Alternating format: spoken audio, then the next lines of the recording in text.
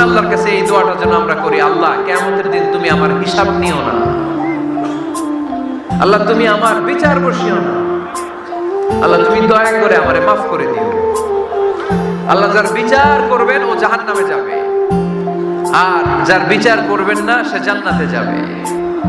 আল্লাহ যদি বিচার করে আর পাই টু পাই হিসাব নেয়, নামাজ পড়লি না কেন, রোজা রাখলি না কেন, মিথ্যা বললি কেন, খাদ্যে ভেজাল দিলি কেন, মাছে ফরমালিন দিলি কেন, যৌতুক খাইলি কেন, ঘুষ খাইলি কেন, উল্টাপাল্টা করলি কেন, জিনা করলি কেন, একটার পর একটা প্রশ্ন বানে যদি সেই ভয়ঙ্কর দিনে আল্লাহ আমাদেরকে জর্জরিত করে, আমাদের কোনো উত্তর আছে? সেদিন আমাদের বাঁচার কোনো উপায় আছে? তাই আমরা সবাই আল্লাহর কাছে দোয়া করবো, আল্লাহ কোনো বিচার মানি না, কোনো বিচার করতে পারবো না, দয়া করবো। কথা কয় না? কি করবে? এবার আওয়াজ করে বলেন, বিচার চান না দয়া চান?